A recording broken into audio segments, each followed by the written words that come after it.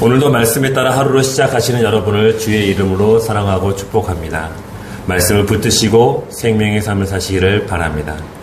하나님께서 오늘 우리에게 주신 생명의 말씀은 누가복음 1장 57절로 66절까지의 말씀입니다. 신약 성경 88쪽에 있는 누가복음 1장 57절로 66절까지의 말씀입니다. 신약 성경 88쪽에 있습니다. 우리가 함께 교독하실 때 살아계신 하나님의 음성과 계시가 우리 가운데 임하기를 소망합니다. 교독하겠습니다. 제가 먼저 읽을게요. 엘리사벳이 해산할 기한이 차서 아들을 낳으니 이웃과 친족이 주께서 그를 크게 긍휼히 여기심을 듣고 함께 즐거워하더라. 8일이 되매 아이를 할례하러 와서 그 아버지의 이름을 따라 사가랴라 하고자 하더니 그 어머니가 대답하여 이르되 아니라 요한이라 할 것이라 하매 그들이 이르되 내 친족 중에 이 이름으로 이름한 이가 없다 하고 그의 아버지께 몬짓하여 무엇으로 이름을 지으려 하는가 물으니 그가 서판을 달라 하여 그 이름을 요한이라 쓰매 다 놀랍게 여기더라.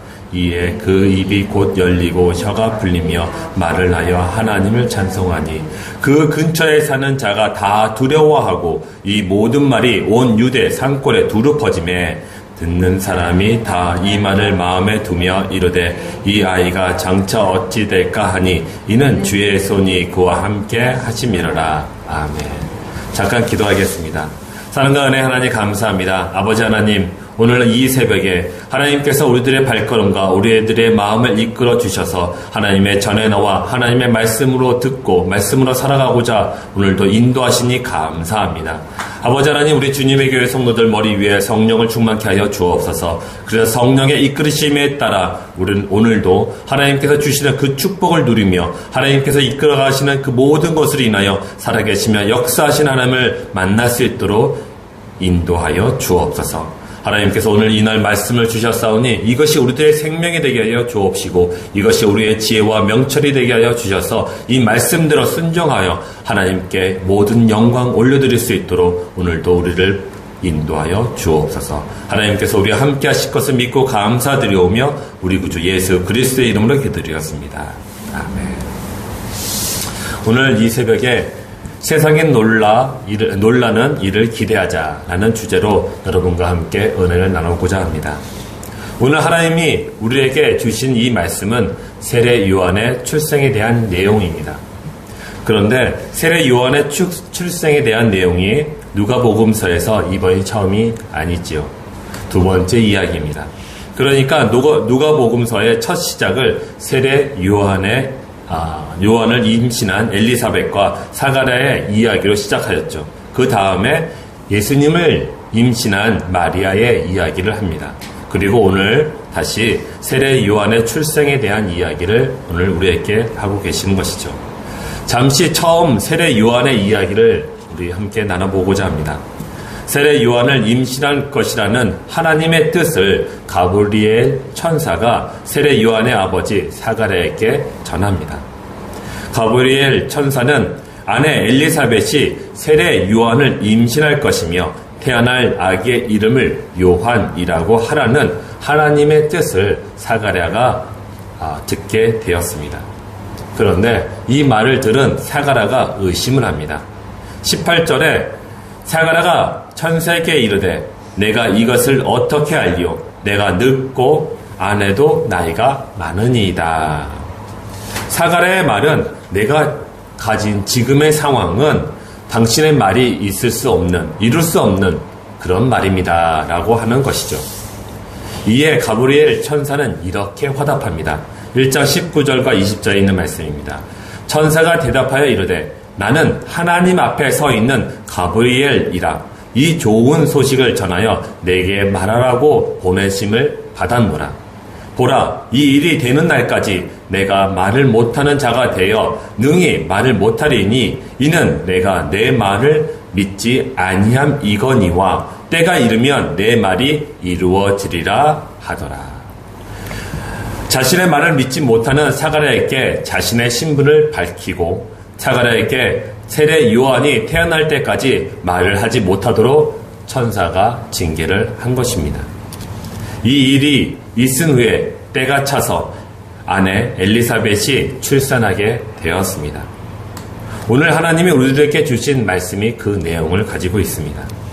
57절과 58절에 이런 말이 있습니다. 엘리사벳이 해산할 기한이 차서 아들을 낳으니 이웃과 친족이 주께서 그를 크게 긍휼히 여기심을 듣고 함께 즐거워하더라. 평생 자녀를 낳지 못하던 여인이 아들을 낳았다는 소식에 사람들이 즐거워합니다. 자녀는 하나님이 주신 축복이라고 믿고 있었던 당시 사람들에게 자녀를 낳지 못하던 여인에게 하나님이 아들을 주셨으니 다들 하나님이 엘리사벳을 긍휼히 여겨 그에게 아들을 주셨다고 즐거워하는 것입니다. 우리는 하나님의 긍휼하심을 잠시 생각할 볼 필요가 있습니다. 아픔과 고통이 될 수 있는 상황에서 하나님의 긍휼하심은 모든 사람에게 치유와 회복과 용기를 주는 것입니다. 그러므로 긍휼하심은 우리들이 하나님께 영광과 경배를 드리도록 인도하시는 하나님의 은혜인 것이죠. 그래서 우리가 하나님께 기도 드릴 때에 하나님 나를 긍휼히 여겨 주옵소서, 나에게 당신의 긍휼을 베풀어 주옵소서라고 기도해야 하는 것입니다. 이 이후에 엘리사벳이 아기를 출산한 후 이름을 짓고자 합니다. 당연히 하나님이 주신 요한으로 짓고자 하였습니다. 그랬더니 동네 사람들이 깜짝 놀랍니다. 61절에 보니 그들이 이르되 내 친족 중에 이 이름으로 이름한 이가 없다 하고, 당시에는 사가랴의 아버지 또는 할아버지의 이름을 아기의 이름으로 짓거나 또는 일가 친척 중에 유명하거나 뛰어난 사람, 그 사람의 이름을 따라 짓는 것이 관례였고 관습이었습니다. 그런데 이런 관습을 따르지 않고 엘리사벳이 아기의 이름을 요한이라고 짓고자 하니 사람들이 놀랐던 것이죠. 그래서 다시 그의 남편 사가랴에게 다시 물어봅니다. 62절과 63절에 그의 아버지께 몸짓하여 무엇으로 이름을 지으려 하는가 물으니 그가 서판을 달라 하여 그 이름을 요한이라 쓰매 다 놀랍게 여기더라. 사가랴도 아기의 이름을 요한이라고 사람들에게 이야기한 것이죠. 여기서 우리가 주목할 필요가 있는 내용이 있습니다. 하나님의 말씀에 순종하는 엘리사벳과 사가랴의 순종에 사람들이 놀랐다는 것입니다. 지금 하나님은 세상에 깜짝 놀랄 새로운 일을 시작하고 계시니 하나님의 뜻을 모르는 사람들이 놀랄 수밖에 없는 것이죠. 우리는 성경 말씀 중에서 하나님이 행하신 일들로 사람들이 깜짝 놀라는 사건들을 많이 보게 됩니다. 이런 이야기들이 있죠. 하나님의 본체이신 예수님이 이 땅에 육신의 옷을 입고 오신 것도 사람들이 깜짝 놀랐고, 예수님의 제자들과 함께 갈릴리 호수에서 풍랑을 맞았을 때 예수님께서 말씀으로 그 풍랑을 잠잠케 했을 때도 많은 사람들이 놀랐습니다. 또한 베드로가 물 위에 걸었을 때도 그랬었고요. 죽었던 나사로와 야이로의 딸이 다시 살아났을 때도 그랬고, 나병 환자와 귀신 들린 사람들을 다 치료하시고 몰아내셨을 때도 사람들이 놀랐습니다. 그뿐만 아니죠. 십자가의 고초를 겪으신 이후에 무덤에서 죽음의 권세를 무너뜨리시고 다시 살아나신 부활의 사건도 사람들을 놀라게 하였습니다. 이렇게 놀랐던 것은 그들이 예수님이 누구이신지 모르거나 또는 하나님의 뜻을 모르거나 또는 예수님이 자신들이 도저히 생각조차 하지 못했던 구원을 베풀어 주실 때 이렇게 놀랐던 것입니다. 이와 같이 하나님의 뜻을 알고 있던 사가랴와 엘리사벳, 그리고 이에 반해서 하나님의 뜻을 모르는 세상 사람들의 차이점을 지금 우리가 성경을 통해서 알게 되는 것입니다. 하나님은 우리와 같은 생각으로 일하지 아니하십니다. 우리에게 중요한 일은 우리가 흔히 예상할 수 있는 방법으로 일하시지 않는다는 것입니다. 그러니 하나님을 기대하십시오. 하나님은 엘리사벳과 사가랴를 통해 이 세상을 변화시킬 놀라운 일을 준비하신 것 같이 지금 우리들을 향해서 세상이 놀랄 일을 계획하고 계십니다. 세례 요한은 예수님이 오실 길을 준비하던 선지자이었습니다. 오늘날 우리는 세례 요한과 같이 다시 오실 예수님을 준비하고 있는 것입니다. 그러므로 내일 예수님이 우리 가운데 오셔서 구원의 역사와 하나님의 나라를 우리의 마음에 주셨던 것처럼 다시 오실 예수님이 우리에게 행하실 일들을 기대하십시오. 지금 그분이 우리를 위해서 계획하고 계십니다. 64절과 65절에 이런 말씀이 있습니다. 이에 그 입이 곧 열리고 혀가 풀리며 말을 하여 하나님을 찬송하니 그 근처에 사는 자가 다 두려워하고 이 모든 말이 온 유대 산골에 두루 퍼지매 사가랴가 아기의 이름을 요한으로 정하자 가브리엘 천사가 예언한 것처럼 사가랴가 다시 말을 할 수 있게 되었습니다. 사가랴는 자신의 처지를 생각할 때에 하나님의 말씀을 들어도 믿지 못하였습니다. 그래서 하나님은 사가랴가 아기가 태어날 때까지 말을 하지 못하도록 하셨던 것이죠. 여자가 아기를 임신을 한 10개월 정도 하니 사가랴도 한 10개월 정도를 말을 하지 못했던 것 같습니다. 이 기간이 사가랴에게는 은혜의 시간이었습니다. 사가랴는 하나님을 섬긴다는 제사장이었지만 막상 하나님의 말씀을 들으니 의심을 할 정도로 믿음이 없었던 것입니다. 정식적이며 가식적인 신앙생활을 사가랴는 했던 것이죠. 사가랴의 영적 상태는 당시 이스라엘의 영적 상태를 대변해 주고 있는 것입니다.